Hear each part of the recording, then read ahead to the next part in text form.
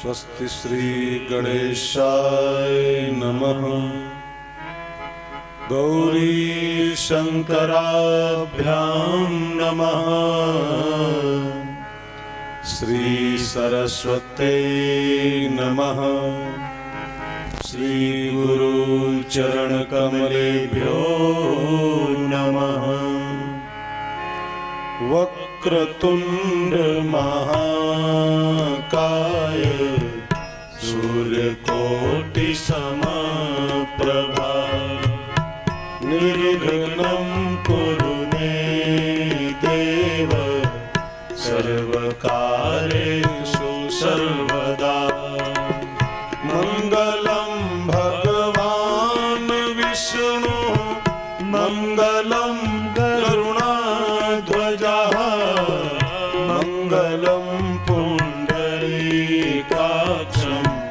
मंगलायतनो हरिः। मंगलं पुंडरीकाक्षं मंगलायतनो हरिः। गुरुर्ब्रह्मा गुरुर्विष्णुः गुरुर्देव महेश्वरः गुरुर्साक्षात् परब्रह्म तस्मै श्री गुरुवे नमः। गुरुर्साक्षात् परब्रह्म तस्मै श्री गुरुवे नमः। सच्चिदानंद रूपाय विश्वोत्पत्त्यादिहेतवे तापत्रय विनाशाय श्रीकृष्णाय वयं नुमः। तापत्रय विनाशाय श्रीकृष्णाय वयं नुमः। वसुदेवसुतं देवं कंसचाणूरमर्दनं देवकी परमानंदं कृष्णं वन्दे जगद्गुरुं। कृष्णं वन्दे जगद्गुरुं। श्री कृष्ण गोविंद हरे मुरारे हे नाथ नारायण वासुदेवा। श्री कृष्ण गोविंद हरे मुरारे हे नाथ नारायण वासुदेवा। श्री कृष्ण गोविंद हरे मुरारे हे नाथ नारायण वासुदेवा। श्री कृष्ण गोविंद सब गाइए मुरारे हे नाथ नारायण वासुदेवा। हे नाथ नारायण वासुदेवा। हे नाथ नारायण वासुदेवा। हे नाथ नारायण वासुदेवा। हे नाथ नारायण वासुदेवा।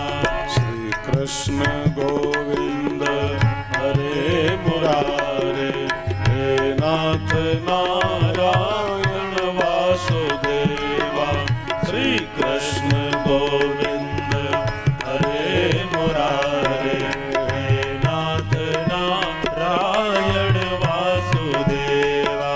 करारविंदेन पदारविंदं करारविंदेन पदारविंदं मुखारविंदे विनिवेशयन्तं मुखारविंदे विनिवेशयन्तं वटस्य पत्रस्य पुटेशयानं वटस्य पत्रस्य पुटेशयानं कालं मुकुन्दं मनसा स्मरामि।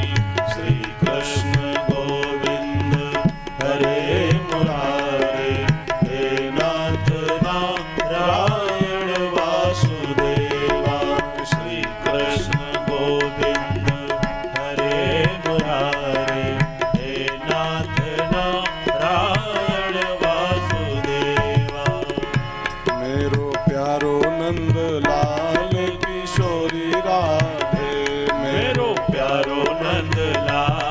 गाइए। किशोरी राधे मेरो प्यारो नंद लाल किशोरी राधे, मेरो प्यारो नंद लाल किशोरी राधे।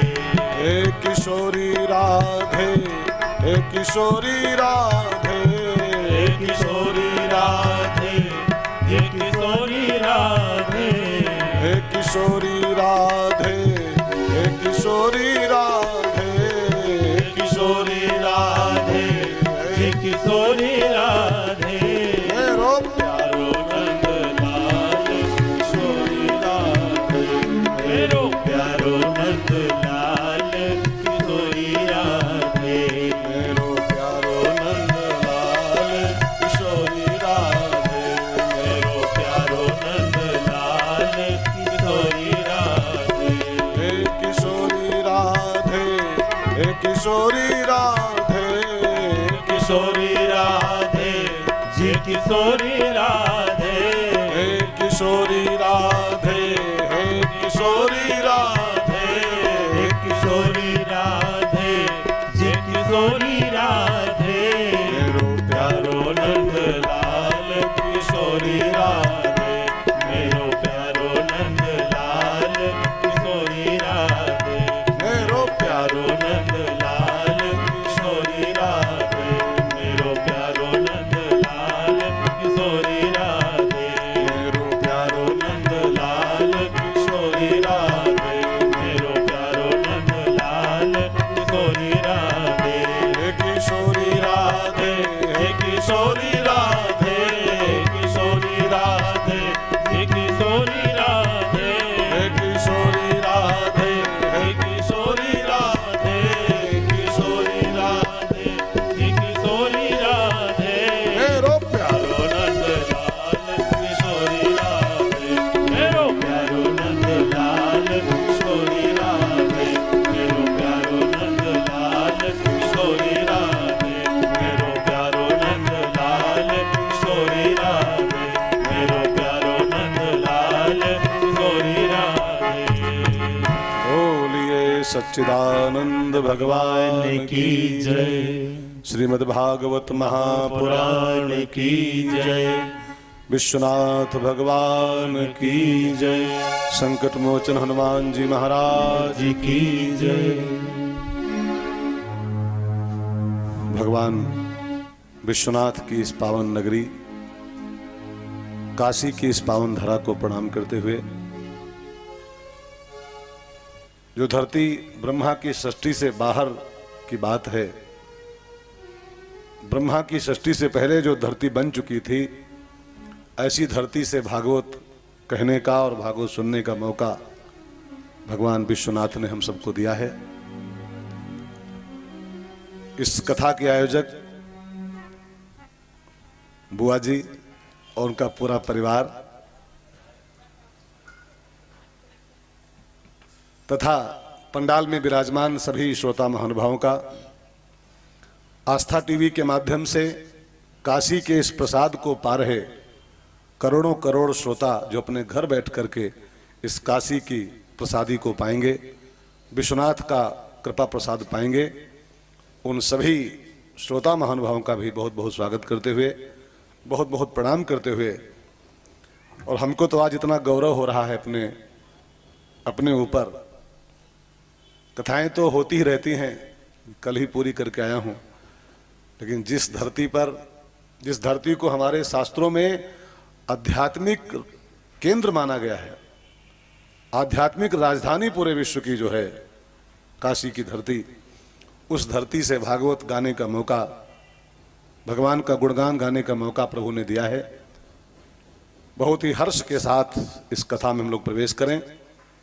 परमात्मा की जब विशेष कृपा इंसान के ऊपर होती है, जीवात्मा के ऊपर होती है, तब उसको भागवत कथा का श्रवण करने का मौका प्राप्त होता है। भाई बहनों, जो पोथी आपके आगे रखी है ना, भागवत की पोथी, ये खाली किताब नहीं है। इस बात को आप सब बहुत ध्यान देकर सुनेंगे। तुलसी के पौधे को खाली पौधा मानना, शालिग्राम को खाली पत्थर मानना, गंगा जी को केवल नदी मानना, और भागवत की इस पुस्तक को खाली पुस्तक मानना यह आध्यात्मिक अपराध है प्यारे। भागवत पुस्तक नहीं है। भागवत में लिखा है प्रत्यक्षः वर्तते हरि, प्रत्यक्षः कृष्ण एव ही। द्वापर के अंत में जब भगवान इस धरती को छोड़ के जा रहे थे, जाने के पहले अपना पूरा ऐश्वर्य, अपना पूरा प्रभाव इस भागवत की पोथी में भगवान ने समाहित कर दिया था। और तब से भागवत खाली किताब नहीं मानी जाती है, प्रत्यक्षः कृष्ण इस पोथी में स्वयं कन्हैया समाहित है। तो ऐसी भागवत का पारायण हम लोग करेंगे। अब आप एक बात जान लो कि भागवत पारायण होता क्यों है। ये भागवत का जो पारायण बैठा है ये क्यों होता है, इसका उद्देश्य क्या है। तो हमारे संतों ने बताया कि भागवत पारायण के द्वारा इंसान भगवत पारायण बने। भागवत पारायण का एक ही फल होना चाहिए कि हम सब जो जगत परायण हैं, जो संसार परायण हैं, हम भगवत परायण हो जाएं। भागवत सुन के हम खुद भागवत बनने का प्रयास करें। भागवत माने क्या होता है, भगवान का भक्त। भागवत माने कथा नहीं, भागवत का अर्थ है, जैसे प्रहलाद जी के बारे में आता है परम भागवत थे, ध्रुव जी परम भागवत थे। तो भागवत की किताब थे क्या हो? नहीं, भागवत माने भगवान का भक्त। तो भागवत सुनने के बाद हमको आपको भगवान का भक्त बनना है प्यारे। भागवत सुन के हमको आपको भागवत बनना है।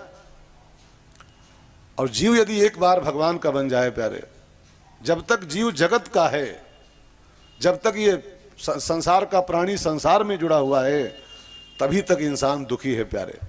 एक बार व्यक्ति जगत परायणता को छोड़ करके भगवान का परायण बनने का प्रयास करे तो उसके जीवन में आनंद ही आनंद की वर्षा हो सकती है। हमारे संतों ने गाया है कि जगत से प्यार करोगे तो दुख ही दुख पाओगे, और भगवान से प्यार करोगे तो तुम करो प्रभु से प्यार तो अमृत बरसेगा। तुम करो प्रभु से प्यार, अमृत बरसेगा। तुम करो प्रभु से प्यार, अमृत बरसेगा। तुम करो प्रभु से प्यार, अमृत बरसेगा। बरसेगा जी बरसेगा, बरसेगा भाई बरसेगा, बरसेगा जी बरसेगा, बरसेगा जी बरसेगा। तेरा हो जाए बेड़ा पार, अमृत बरसेगा। तेरा हो जाए बेड़ा पार, अमृत बरसेगा। तुम करो प्रभु से प्यार, अमृत बरसेगा। तुम करो प्रभु से प्यार, अमृत बरसेगा। सत्य ज्ञान का पहनो गहना, सत्य ज्ञान का पहनो गहना। सत्य ज्ञान का पहनो गहना, सत्य ज्ञान का पहनो गहना। कड़ुआ बोल कभी ना कहना, कड़वा बोल कभी ना कहना। कड़ुआ बोल कभी ना कहना। कड़वा बोल कभी ना कहना। तेरा हो जाए बेड़ा पार, अमृत बरसेगा। तेरा हो जाए बेड़ा पार, अमृत बरसेगा। तुम करो प्रभु से प्यार, अमृत बरसेगा। तुम करो प्रभु से प्यार तो अमृत बरसेगा। तो जीव जब तक जगत परायण है, इस संसार का नाम जानते हैं क्या है? दुखालयम, दुखालयम। और जब तक दुखालयम में हमारा अटैच रहेगा तब तक सुख की उम्मीद करना मेरी समझ से नादानी के अलावा कुछ नहीं है। अच्छा, एक बात का आप सोच के जवाब दो, विद्यालय में क्या मिलता है? विद्या। औषधालय में औषधि। तो इस संसार का नाम दुखालय है, तो यहाँ क्या उम्मीद कर रहे हैं? अगर विद्यालय में विद्या मिलती है, औषधालय में दवा मिलती है, तो दुखालय में क्या मिलना चाहिए? क्या मिलता है यहाँ? पूरे संसार में आप ढूंढ के देखो, नानक दुखिया सब संसारा। जब तक जीव संसार का है तब तक वो दुखिया ही रहेगा। सुखी होने का एकमात्र उपाय है ये भागवत बन जाए, भगवत परायण के द्वारा ये भगवत परायण हो जाए। इसलिए पंडाल लगाए जाते हैं, इसलिए अनुष्ठान किए जाते हैं। और एक सच्चाई और मैं आपसे कह दूं, भागवत यही सच्चाई बताना चाहती है कि वास्तव में आप ही सुख रूप हो। दुख हमको क्यों फील हो रहा है? हम अपने उस सुख रूप ही परमात्मा को भूल चुके हैं केवल। बस वो मृग वाला हमारा हाल है। मृग वाली आपने वो दुआ पढ़ा, कस्तूरी कुंडल बसे मृग ढूंढे बन माए। कस्तूरी उसके अंदर बसती है, उसकी सुगंध प्राप्त करता है वो, लेकिन वो जहां तहां ढूंढता रहता है, खुशबू कहां से आ रही है? भाई बहनों, एक छोटी सी कहानी मैंने कहीं पढ़ी थी। एक धोबी था, बुद्धू नाम था उसका। उसका एक गधा था। उसका गधा कहीं बह गया, उसको लगा मेरा गधा बह गया है, तो गधे पर बैठा बुद्धू और बहुत जोर दौड़ता जा रहा था। रास्ते में कोई मिले, हाल चाल पूछे तो बस एक ही बात बोले, आई एम टू बिजी, मैं बहुत व्यस्त हूं, मेरा गधा बह गया है, मैं उसको ढूंढ रहा हूं। एक गधा था, वो बह गया है। तो दो चार लोगों को यही कहा, मेरा गधा बह गया है, मैं उसको ढूंढ रहा हूं। तो किसी ने पूछा कि जिस पर बैठे हो ये किसका है? जिस पर तुम बैठे हो ये तुम्हारा तो नहीं है? तब उसको लगा कि ये तो हमारे है, इसी को हम ढूंढ रहे थे। जिस पर बैठा है उसी को ढूंढ रहा है आदमी। हम स्वयं सुख रूप हैं प्यारे, लेकिन अपने उस सुख स्वरूप को हम भूल गए हैं। हम जगत परायण हो गए हैं, इसलिए हम दुख भोग रहे हैं। एक बार भगवत परायण हो जाएं, फिर देखें आनंद ही आनंद जीवन में प्यारे। महात्मा लोग इसी धरती पर रहते हैं, इसी संसार में रहते हैं। इसी संसार में आप और हम रहते हैं तो हाय हाय कर रहे हैं, ठीक है ना। इसी में महात्मा रहते हैं तो क्या करते हैं? महात्माओं का जीवन देखो, अपना जीवन देखो। कई कोठियां हैं, लाखों रुपया बैंक बैलेंस है, लेकिन हाय हाय भरा हुआ है। और महात्माओं के पास दोपहर की रोटी है तो शाम की नहीं पता है मिलेगी नहीं मिलेगी, और शाम की पा गए तो सुबह नहीं पता पाएंगे नहीं पाएंगे। लेकिन फिर भी जो आनंद वे ले रहे हैं जीवन का, वो आनंद शायद हम आप कभी नहीं पा सकते हैं। क्यों? जगत प्राण है, इसलिए। आनंद का ठिकाना है भगवान के चरण। ये भागवत वही कहने आई है कि उससे अलग होकर कोई सुखी नहीं हो सकता है, उसी के बन जाओ, भगवत परायण हो जाओ। तो ऐसी पावन कथा जो जीव को जगदीश का बना देती है, जो भवसागर में फंसे हुए प्राणी को भाव सागर में पहुंचा देती है, ऐसी भागवत महापुराण का हम लोग शुभारंभ करेंगे आज। लेकिन एक बात बहुत ध्यान देकर सुनिएगा, ये कथा कब मिलती है जानते हैं? जो 2-3 तारीख आज है ना, ये 3 तारीख ऐसे नहीं आती है। बिल्कुल एक यथार्थ सत्य है, बिल्कुल कड़वा सा सत्य है। ये कथा कब मिलती है जानते हैं? रामायण में गोस्वामी जी ने कहा है, यह गुण साधन ते नहीं होई, यह गुण साधन ते नहीं होई, तुम्हारी कृपा पाव कोई कोई, तुम्हारी कृपा पाव कोई कोई, यह गुण साधन ते नहीं होई, गुण साधन ते नहीं होई, तुम्हारी कृपा पाव कोई कोई, तुम्हारी कृपा पाव कोई कोई। भागवत में लिखा है, जन्मांतरे भवेत पुण्यम तदा भागवतम लभेत। ये भागवत का मंत्र है कि जब किसी व्यक्ति के जीवन में कई जन्मों का पुण्य उदय होता है, जन्मांतरे माने कई जन्मों का पुण्य जब जागता है, तदा भागवतम, तब कहीं भागवत सुनने का मौका उसको जीवन में प्राप्त होता है। जब किसी परिवार की कई पीढ़ियों का भाग्य जागता है, कई पुरखों का, तब किसी परिवार में भागवत का अनुष्ठान होता है। ये खेल नहीं है, पैसों से नहीं होता है प्यारे, कृपा से होता है, भाग्य से होता है। एक से एक अरब खरबपति पड़े रहते हैं, ऐसे समाप्त हो जाते हैं, कुछ कर नहीं पाते, ऐसे ही समाप्त हो जाते हैं। पैसों से नहीं होता है, कृपा से होता है, पुण्य से होता है, जन्मों के पुण्य से भागवत की प्राप्ति होती है। अब कई लोग मानते हैं कि भागवत सुनो तो पुण्य होता है ना। कई लोग मानते हैं कि भागवत सुनो तो पुण्य होगा, लेकिन भागवत क्या कहती है कि पुण्य होगा तो भागवत सुनोगे। भागवत सुन के पुण्य नहीं होता है, पुण्य से भागवत होती है। जन्मों का पुण्य इकट्ठा होता है तब भागवत होती है जीवन में। एक और मान्यता है समाज में बड़ी ओछी सी कि भागवत सुनो तो पुरखे तरते हैं। कई लोग मानते हैं कि भागवत सुनो तो पुरखा तर जाते हैं। ये भी उल्टी मान्यता है। सच्चाई ये है कि जिसके पुरखे ऑलरेडी तरे हुए हैं, जिसके पुरखे ऑलरेडी तर चुके हैं, उनके बच्चे भागवत सुनते हैं। सब नहीं सुन पाते हैं प्यारे, जिनके पुरखों का वैकुंठ हो चुका है उनके बच्चे, उनके परिवार के लोग भागवत कराते हैं। तो ऐसी भागवत महापुराण में हम लोग प्रवेश करेंगे, लेकिन बहुत कठिन है इस पंडाल में आना प्यारे। गोस्वामी जी कहते हैं, आवत यही सर अति कठिनाई, बड़ी समस्याएं पार करनी पड़ती हैं तब कोई पंडाल में आ पाता है। बड़े बड़े विघ्न बाधाएं पार करनी पड़ती हैं प्यारे। राम कृपा बिनु आए न जाई, अगर राम कृपा ना हो तो इंसान पंडाल तक आ नहीं सकता है, चाहे लाख कोशिश कर ले। ऐसी बाधा ठाकुर जी खड़ी कर देंगे, आना चाहता होगा नहीं आ पाएगा। कई लोग हैं आना चाहते हैं, मैं जानता हूं, आ नहीं सकते हैं। और कई लोग खाली टीवी पर क्लिप चलती देख लिए हैं और आ गए हैं। कहाँ कहाँ से आ रहे हैं लोग, दिल्ली से आ गए सुनने, बंबई से सुनने कथा आ रही सब है। और कई लोग आना चाहेंगे नहीं आ पाएंगे। जानते हैं क्यों? जिसको जनता इलेक्ट करती है वे बैठते हैं लोकसभा में। काशी की जनता ने चुन लिया, लोकसभा में बैठ गए, जाकर पीएम बन गए। यहाँ की जनता ने चुना तो ठीक है ना।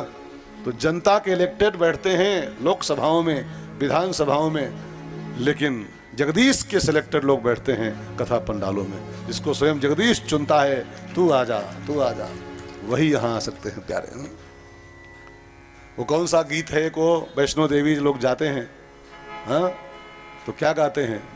टिकट से कोई जाता है क्या वहाँ? मैंने देखा है अपनी आंखों से। 2 महीने पहले टिकट कराओ, कंफर्म टिकट जम्मू का, लेकिन ऐन 2 दिन पहले ऐसी बाधा आती है, टिकट कैंसिल करना पड़ जाता है।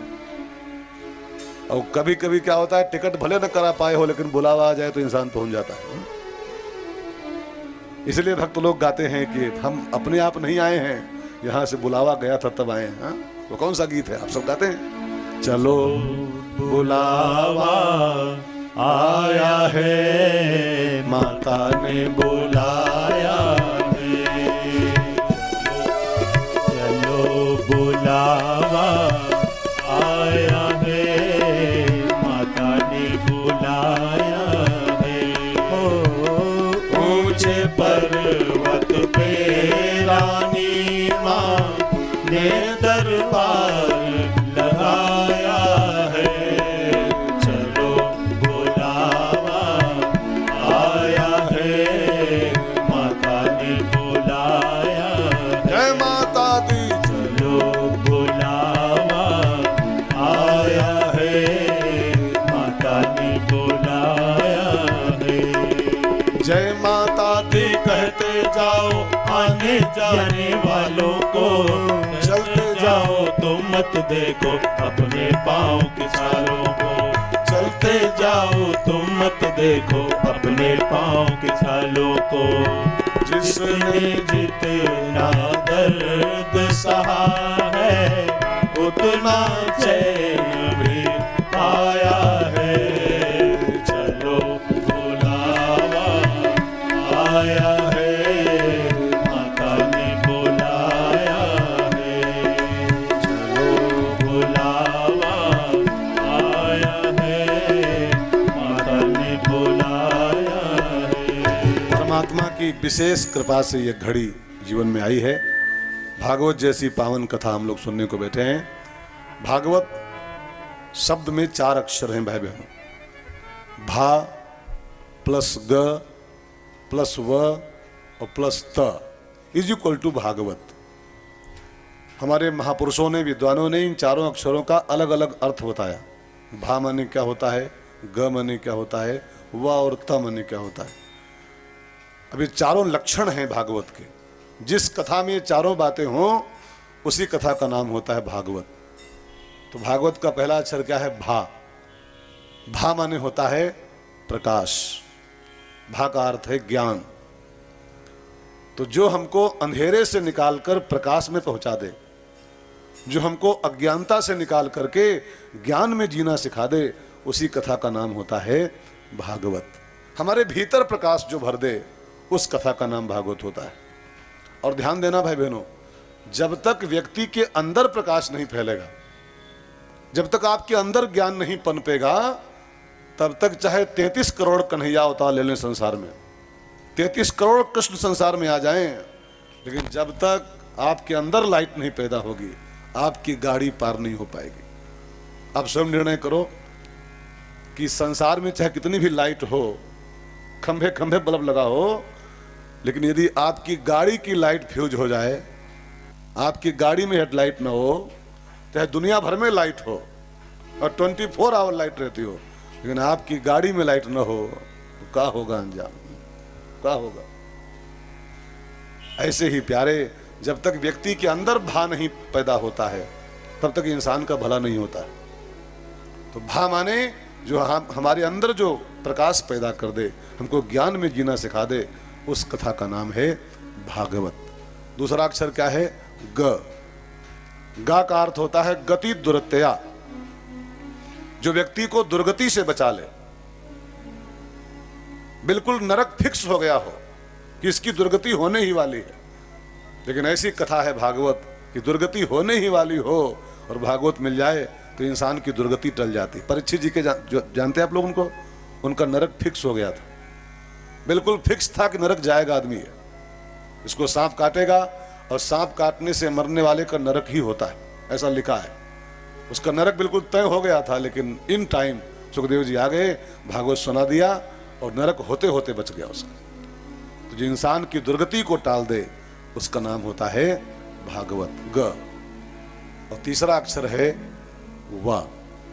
वा मीन्स वरियान सर्वशास्त्रेषु, सारे शास्त्रों की जो वरियान है, सारे शास्त्रों में जो श्रेष्ठ है, उस कथा का नाम है भागवत।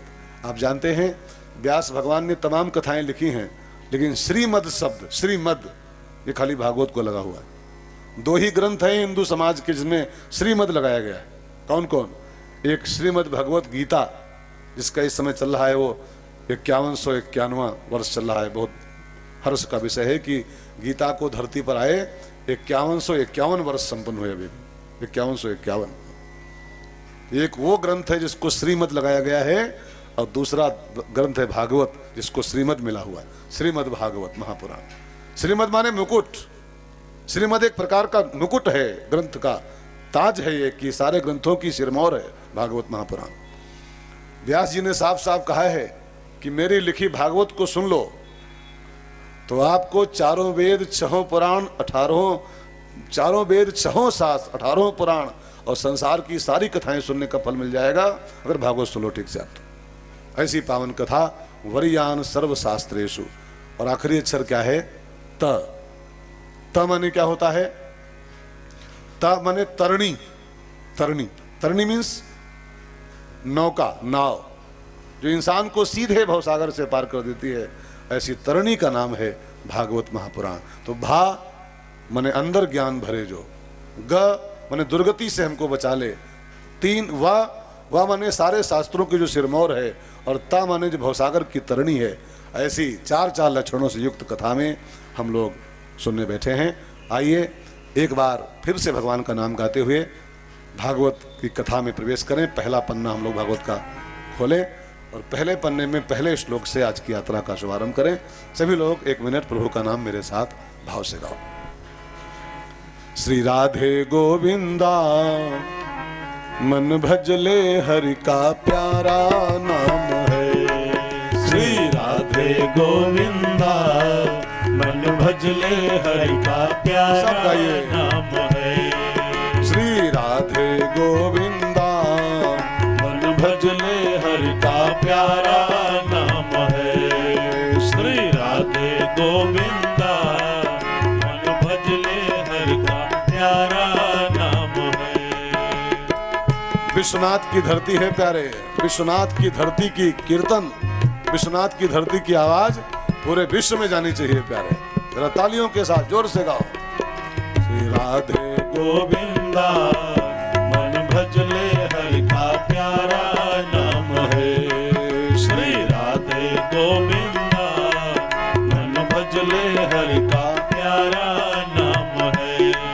गोपाला हरि का प्यारा नाम है। नंदलाला हरि का प्यारा नाम है। राधे गोविंदा मन भजले हरि का प्यारा नाम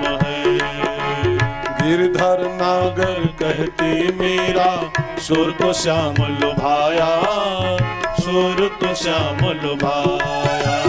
गिरधर नागर कहती मीरा सुर को श्याम लुभाया, सुर को श्याम लुभाया। तुकाराम और नाम देव ने विठल विठल गाया, तुकाराम और नाम देव ने विठल विठल गाया। श्री राधे गोविंदा मन भजले हरि का प्यारा नाम है। श्री राधे गोविंदा मन भजले हरि का प्यारा नाम है। तो इस भागवत महापुराण में जिसको आप सुनने बैठे हो 12 स्कंद हैं। जैसे रामायण के 7 कांड है ना, ऐसे भागवत के 12 स्कंद हैं। 324 अध्याय हैं इस कथा में और 18,000 श्लोक की बहुत विशाल कथा है। 7-8 दिन में ये कथा नहीं पूरी होती है, वर्षों चाहिए, वर्षों। 1 साल कम से कम पंडाल लगा रहे ऐसे ही 1 साल तक, और आप बैठे रहो और चलती रहे हैं, तब कहीं भागवत तब भी नहीं पूरी हो पाएगी शायद। 7-8 दिन तो खाली कहने को होते हैं, पूरा करना होता है, बाकी 7-8 दिन नहीं, 7-8 साल में नहीं पूरी हो पाएगी। कितनी विशाल कथा है। तो आइए हम लोग शुरू करें। भागवत का पहला पन्ना खोलें तो पहले पन्ने पर पहला श्लोक आता है, उसको हम लोग गा लें। पहले श्लोक को एक साथ गा लें, और जब अंतिम दिन आएगा ना 10 तारीख, तो आखिरी श्लोक गाएंगे। अब बीच वाले सारे श्लोक जो हैं पंडित जी वहां गा रहे हैं, बैठे पाठ कर रहे हैं, पूरे पाठ पंडित जी करेंगे। हम लोग तो पहला गा लें मंच पर से, और आखिरी लास्ट में गा लेंगे 10 तारीख को। बीच वाले पंडित जी गाएं और कन्हैया गाए। हाँ, हम लोगों से क्या, तो हम लोग प्रवचन करेंगे। तो पहला श्लोक हम आप एक साथ गाएं, मैं आगे बोलूं आप पीछे बोलो। और पहला श्लोक जो गा लेते हैं ना और अंतिम गा लेते हैं, तो उनको पूरे श्लोक गाने का फल मिल जाता है। मेरे साथ भावपूर्वक मेरे पीछे बोलते हुए सब लोग गाइए। सच्चिदानंद रूपाय, सच्चिदानंद रूपाय, सच्चिदानंद रूपाय, सच्चिदानंद रूपाय, विश्वोत्पत्त्यादि हेतवे, विश्वोत्पत्त्यादि हेतवे, विश्वोत्पत्त्यादि हेतवे, विश्वोत्पत्त्यादि हेतवे, तापत्रय विनाशाय, तापत्रय विनाशाय, तापत्रय विनाशाय, तापत्रय विनाशाय, श्री कृष्णाय वयं नुमः, श्री कृष्णाय वयं नुमः, श्री कृष्णाय वयं नुमः, श्री कृष्णाय वयं नुमः। यह है भागवत का पहला श्लोक। भाई बहनों, पहले श्लोक में व्यास भगवान ने भगवान श्री कृष्ण को नमस्कार किया है। श्री कृष्णाय वयं नुमः, हम सब मिलके भगवान कृष्ण को प्रणाम करें। तो किसी ने पूछा कि महाराज कृष्ण को प्रणाम करें, लेकिन प्रणाम करने का फल क्या होता है?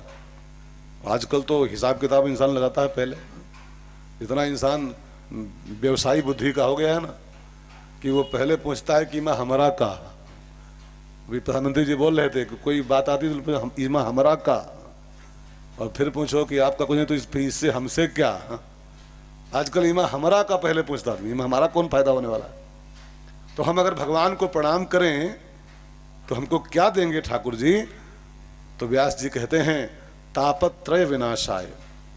आप कृष्ण को प्रणाम करो तो कृष्ण आपको उस प्रणाम के बदले में 3 प्रकार के तापों से मुक्त कर देंगे। 3 ताप कौन कौन होते हैं? दैहिक, दैविक, भौतिक। दैहिक ताप, दैविक ताप, भौतिक ताप। ताप माने होता है ना पापों का फल। जो हम पाप करते हैं उस पाप का जो फल मिलता है उसी को ताप कहते हैं एक शब्द में। कृष्ण को प्रणाम करो तो कृष्ण आपके पापों के फल को ही खत्म कर देंगे। पापों का जो फल मिलने जा रहा होगा उसको नष्ट कर देते हैं। भक्तजनों के संकट पल में दूर करे। ओम जय जगदीश हरे। जो भगवान को प्रणाम करता है उसके सारे संकट ठाकुर जी यूं दूर कर देते हैं चुटकी में। लेकिन एक बात और मैं कहूं, ध्यान दे के सुनिएगा। भागवत के इस पहले श्लोक में अकेले कृष्ण को प्रणाम नहीं किया गया है, अकेले कन्हैया नहीं इसमें है। लगता है खाली श्री कृष्णाय, लेकिन वास्तव में 2 नाम हैं ये, श्री और कृष्णाय। श्री कृष्णाय, श्री मीन्स राधा जी श्री राधा का नाम है श्री जी, श्री जी। और कृष्णाय माने कृष्ण। राधा और कृष्ण को संयुक्त प्रणाम किया गया है, सम्मिलित प्रणाम। कि राधा को अगर न लें साथ में तो कृष्ण अकेले, अकेले कन्हैया तो सुनता ही नहीं है, अधूरा है पहली बात तो अकेले कन्हैया। और राधा के साथ ही पूरा होता है। राधा उसकी अर्धांगिनी नहीं है, राधा उसकी प्राणेश्वरी है, राधा उसकी आह्लादनी शक्ति है। राधा के बिना श्याम बिल्कुल आधा है प्यारे। लेकिन एक और ध्यान देने की बात है, पूरी भागवत में राधा शब्द कहीं पर स्पष्ट नहीं आया है। अब पूरी पोथी बाँच के देखो, राधा खुला खुला राधा शब्द कहीं पर नहीं आया। तो स्त्री में इसको छिपा दिया गया है। सुखदेव जी राधा शब्द नहीं कहते थे, जानते हैं क्यों? इसके पीछे दो कारण हैं। सुखदेव जी ये कथा बाँच रहे हैं ना, और राधा नहीं बोलते थे कभी वो। उसके दो रीजन। पहला कारण क्या है कि राधा सुखदेव की गुरु है, और गुरु का नाम लेना शास्त्र में मना किया गया है। गुरु का नाम और पति का नाम, ये दो नाम लेने मना है शास्त्रों में हमारे यहाँ। अब वो मॉडर्न युग के लोग न मानते, अरे ये सब पोंगापंथी बातें हैं, बैकवर्ड बातें हैं, अब हम लोग मॉडर्न युग के लोग हैं, हम तो खुला खुला नाम लेते हैं फलाने। गलत। शास्त्र ने जो कहा है वो सार्वभौम सत्य है। वो भूतकाल में था, वर्तमान काल में है, और फ्यूचर में भी रहेगा। वो गुरु का नाम और पति का नाम लेना मना है शास्त्रों में। आपत्तिकाल हो तो अलग बात है, कोई मजबूरी ही हो, कोई मुसीबत ही हो, नाम बताना ही जरूरी हो, अलग बात है वो। लेकिन सौखिया नाम लेना गुरु का और सौखिया नाम पति का लेना इस शास्त्र में मना किया गया है। तो राधा गुरु है सुखदेव जी की, और वही कथा कह रहे हैं, तो गुरु का नाम कैसे ले सकते हैं? नंबर एक कारण ये। और दूसरा कारण एक और है कि सुखदेव जी राधा जी से इतना प्रेम करते थे, इतना उनका आदर करते थे, इतना उनके प्रति सम्मान का भाव था, इतना प्रेम था राधा जी से उनको, कि लिखा है एक बार राधा बोलते ही सुखदेव जी 6 महीने के लिए समाधि में। एक बार जिभ्या से राधा निकला कि सुखदेव जी 6 महीने गए समाधि। तो उनको लगा कि केवल 7 ही दिन हैं परीक्षित जी के पास, और जो हम राधा कहीं धोखे में बोल दिए एक बार, निकल गया जो धोखे राधा, तो 6 महीने गए हम छुट्टी। इनका फिर उद्धार महाराज जी का कैसे होगा? तो इनका मुझे उद्धार करना है 7 दिन में ही, राधा हम बोलेंगे ही नहीं। राधा बोलते हमारा काम हो जाएगा। इसलिए भागवत भर में कहीं पर राधा शब्द खुला खुला नहीं आया है, बहाने बहाने से छिपा छिपा करके, कहीं कुछ। यहाँ देखो, प्रणाम करना है तो बोल दिए श्री कृष्णाय, श्री कृष्णाय। राधा जी और कृष्ण जी को मैं संयुक्त प्रणाम कर रहा हूँ। और आप भी मेरी बात ध्यान दे के सुने भाई बहनों, अकेले कृष्ण को मत पुकारना कभी भी, सुनता नहीं है वो। राधा के बिना कृष्ण बिल्कुल आधा है। हमारे भक्तों ने गाया है, श्याम के बिना तुम आधी, और तुम्हारे बिना श्याम आधे। राधे राधे राधे राधे, बोलो राधे राधे राधे राधे, राधे राधे राधे राधे, बोलो राधे राधे राधे राधे। हे श्याम के बिना तुम आधी, श्याम के बिना तुम आधे, तुम्हारे बिना श्याम आधे। राधे राधे राधे राधे, बोलो राधे राधे राधे राधे, बोलो राधे राधे राधे राधे, राधे राधे राधे राधे। हे भक्त के बिना भगवान आधे, भक्त के बिना भगवान आधे, हे भक्त के बिना भगवान आधे, भक्त के बिना भगवान आधे, भगवान के बिना भक्त आधे। राधे राधे राधे राधे, बोलो राधे राधे राधे राधे, जय हो। राधे राधे राधे राधे, बोलो राधे राधे राधे राधे। हे श्याम के बिना तुम आधी, श्याम के बिना तुम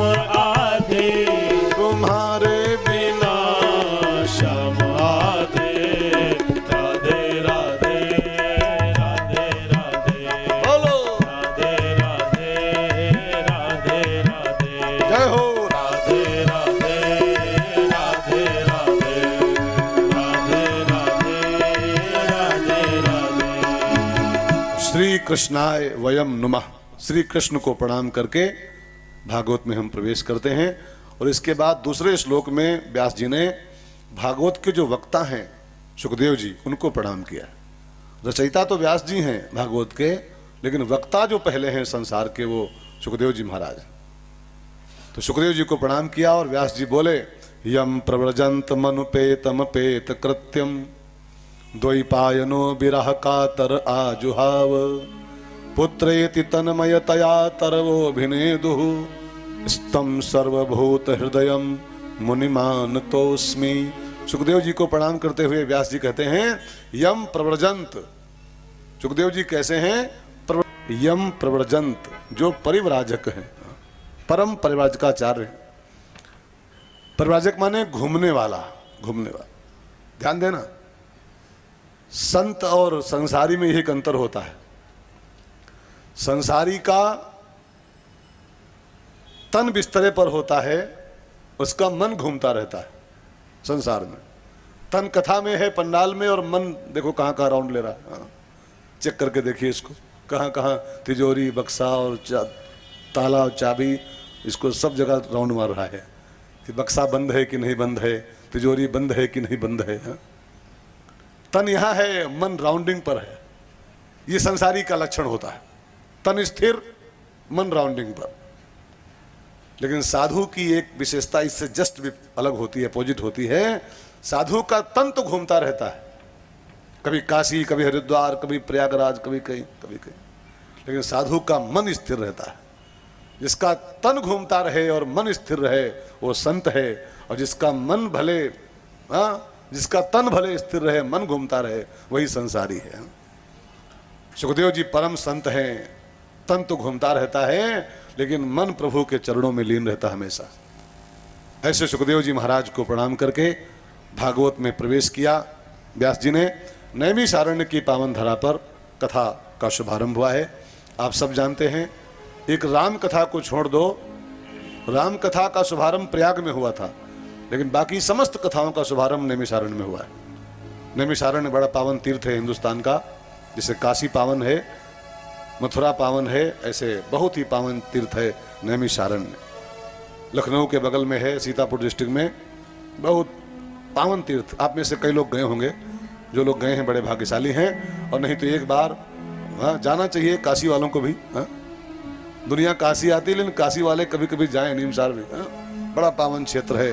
गोस्वामी जी नीमसार की महिमा गाते हुए कहते हैं, तीर्थवर नैमिष विख्याता, तीर्थवर नैमिष विख्याता, अति पुनीत साधक सिद्धिदाता, अति पुनीत साधक सिद्धिदाता, तीर्थवर नैमिष विख्याता, तीर्थवर नैमिष विख्याता।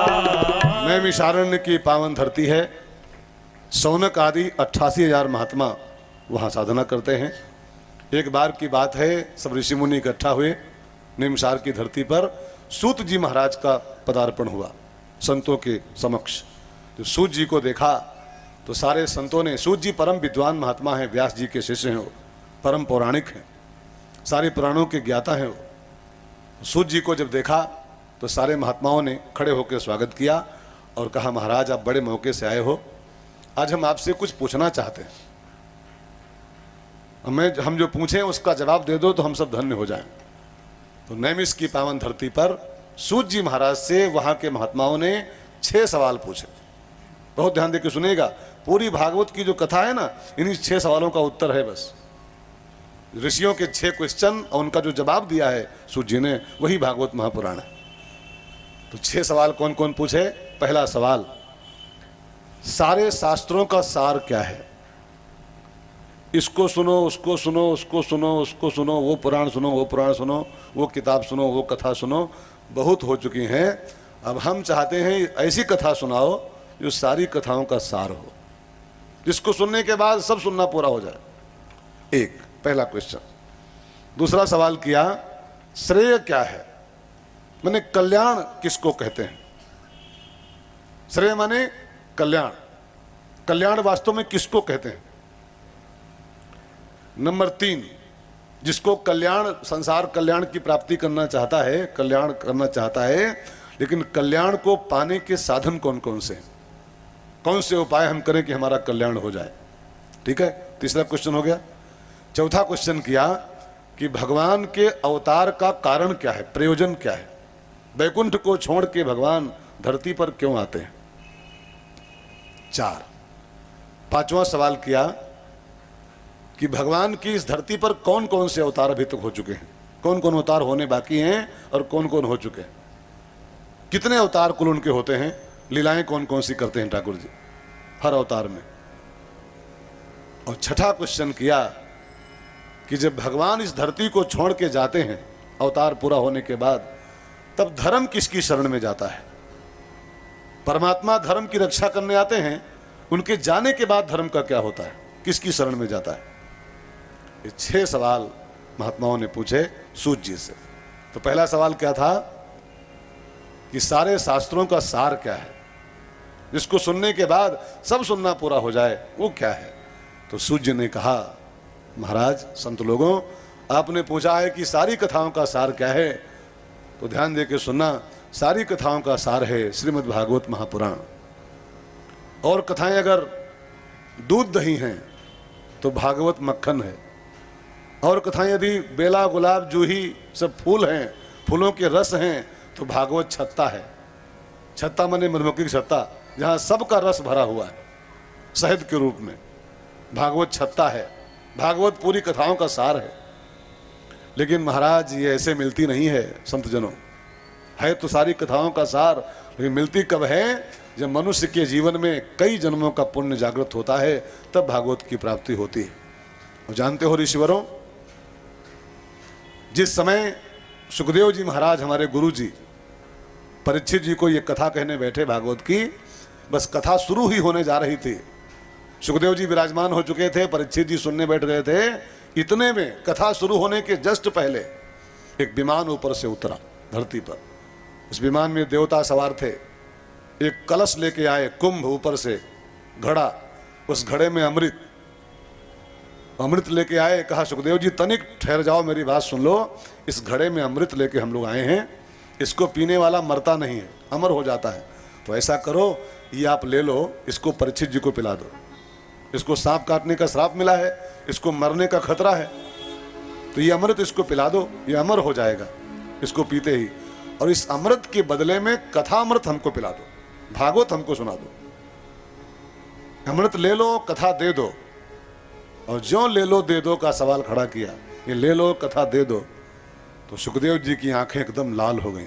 देवताओं, सौदा करने आए हो कि ये ले लो कथा सुना दो?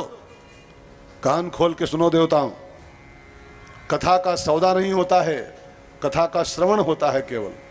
कथा कोई दुकानदारी नहीं है कि ये ले लो कथा दे दो। जो ले लो दे दो करते हैं, वो जो कथा को धंधा बनाते हैं, जो बेचे वो, जो खरीदे वो, दोनों नरक के अधिकारी होते हैं। कथा प्रसाद है, और प्रसाद का वितरण होता है केवल, प्रसाद का विक्रय नहीं होता है। अभी प्रसाद बटे कथा के अंत में, और जो बांटे वो कहे 5 रुपये लाओ तो प्रसाद लो, ये अपराध है प्यारे। प्रसाद का वितरण होना चाहिए, उसका विक्रय नहीं होता है। कथा प्रसादी है महात्माओं की, और प्रसाद बटना चाहिए, बिकना नहीं चाहिए। सौदा करने आए हो, धंधा करने आए हो कि ले लो कथा दे दो? पहले बहुत डांटा देवताओं को। और आप भी ध्यान दें भाई बहनों, जो पूछ ले महाराज जी क्या लोगे, कथा सुनना है क्या लोगे, वो भी अपराधी है शास्त्र की दृष्टि से। और जो कह दे इतना लेता हूं तब कथा कहता हूं, वो भी नरकी जीव है, नरक जाएगा वो भी पक्का। अरे इसको ऐसे ही रखो यार, अनमोल को मोल में क्यों बांधा जा रहा है? जिसका कोई मूल्य नहीं संसार में है, पूरे हिंदुस्तान को नीलाम कर दो और तब भी एक भागवत का मूल्य नहीं दे पाओगे। पूरा हिंदुस्तान बेच करके इतनी कीमती चीज को लोग कीमत में बांध देते हैं, 11,000 लेंगे, इतने लेंगे, उतने लेंगे। नहीं, इसको बस विक्रय होना चाहिए, इसका वितरण होना चाहिए, भागवत का विक्रय नहीं। पहले बहुत गर्म किया देवताओं को, फिर कहा भाई ही गए हो, बहुत दूर से आए हो, तो चलो बैठो, मैं परीक्षित से पूछ लूं, इसके लिए हम आए हैं, अगर ये राजी हो जाए ये बदला बदली करने को तो आई एम एग्री, इससे बात कर लें पहले। तो सुखदेव ने परीक्षित से कहा, राजन आपके सामने दो आइटम है, एक और ये अमृत का घड़ा है, एक और भागवत महापुराण है, और दोनों दरवाजे खुले आपके लिए, दोनों विकल्प सामने आपके हैं, अमृत पी लो चाहे भागवत सुन लो, क्या चाहोगे, भागवत सुनना चाहोगे कि अमृत पीना चाहोगे? तो सुखदेव जी ने जब पूछा तो परीक्षित ने उल्टे एक सवाल किया, गुरुजी पहले ये बताओ कि कथा सुनने से क्या फल मिलता है और अमृत का क्या फल होता है, तब हम चूज करें, फिर कथा का फल बताओ और अमृत का फल बताओ अलग अलग। तो सुखदेव जी ने कहा, राजन ध्यान देकर सुनिएगा, कथा सुनने से दिव्य जीवन की प्राप्ति होती है और अमृत पीने से दीर्घ जीवन की प्राप्ति होती है। अमृत पियोगे तो लंबा जीवन पा जाओगे, 10,000 साल फिर जी जाओगे इसके बाद में। कथा सुन के जीवन नहीं लंबा होगा, लेकिन जो बचा खोचा है वो बिल्कुल दिव्य हो जाएगा। तो जीवन दीर्घ करना चाहते हो कि जीवन दिव्य करना चाहते हो, तय कर लो फट से। अच्छा, अगर हमारे आपके सामने यही दो विकल्प आ जाएं कि जीवन लंबा चाहते हो कि जीवन अच्छा चाहते हो, तो हम लोग क्या चुनेंगे? सच बोलना, झूठ मत बोलना।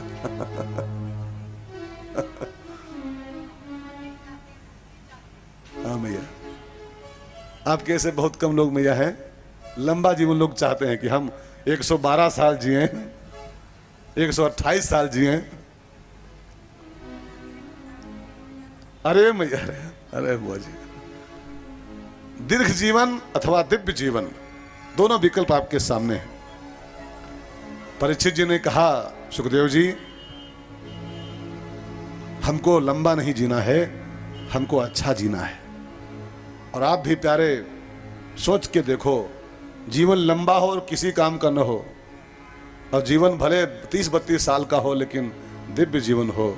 शंकराचार्य भगवान इसी काशी की धरती पर 32 साल जिए थे, केवल 32 ईयर्स ओनली। 32 साल में उनका शरीर पूरा हो गया था। ये कितने बड़े बड़े काम कर गए कि आज तक उनकी सुगंध फैली हुई। बहुत दिन जिए नहीं थे, 32 साल कुछ नहीं होता है। बहुतों की 32 साल में शादी नहीं हो पाती, और 32 साल में वो सब कुछ कर गए थे। 300 साल कोई जिए तब भी नहीं कर पाएगा शायद। विवेकानंद स्वामी जी कई साल जिए मालूम? 39 साल केवल, 39 ईयर्स विवेकानंद स्वामी जी। और 39 वर्षों में ही हिंदुस्तान में ही नहीं, पूरे वर्ल्ड में उनका नाम, सुगंध उनकी फैल गई थी, पूरे विश्व में विख्यात हो गए थे। 39 साल की एज थी मात्र। स्वामी राम तीर्थ 33 साल का जीवन पाए थे, 33 ईयर्स ओनली, और 33 वर्षों में ही पूरे विश्व में उनका नाम हो गया था। तो जीवन लंबा हो ये कोई बहुत जरूरी नहीं प्यारे, भले छोटा ही हो, लेकिन जो हो फिर हो। हमारे आप में से बहुत लोग जी जाते हैं 98 साल, कई लोग छाती चौड़ी करते हैं। हमारे बाबा जी थे 103 साल जिए थे वो, हाँ 103 साल के मरे थे। अब पूछो किए का? जिए तो 103 साल, किए का? पेट और पॉकेट, दो आइटम खाली बस, पेटवा भरे और जेब भरे, और सीताराम हो गए। अब पेट पॉकेट में ही जिए केवल, तो 103 साल जिए चाहे 300 साल जिए, अगर खाली पेट ही पॉकेट का जुगाड़ कर पाए, वो जीवन है कोई? वो भाई बहनों, जीवन भले 30 साल का हो, भले 35 साल का हो, लेकिन जो हो शंकराचार्य भगवान के ऐसा हो, विवेकानंद स्वामी जी के ऐसा हो, दिव्य जीवन हमारा हो। मना कर दिया, गुरुजी इनको भगाओ, हमको अमृत नहीं पीना है, हमको लंबा नहीं जीना है, हमको भले 7 दिन ही सही, लेकिन जो है इसी को दिव्य कर देना है। अब देवताओं को भगा दिया गया, अमृत लेके अपना चले गए बेचारे वापस। कथा हुई, परीक्षित जी भागवत का श्रवण किए। 7वें दिन सांप ने काटा परीक्षित जी को, और सांप के काटने से उनकी डेथ हुई। और जब उनका मरण हुआ तो उनकी आत्मा पहुंची बैकुंठ, परीक्षित जी की। और जब परीक्षित जी सांप के कांटे से बैकुंठ पहुंचे तो ब्रह्मा जी को आश्चर्य हुआ।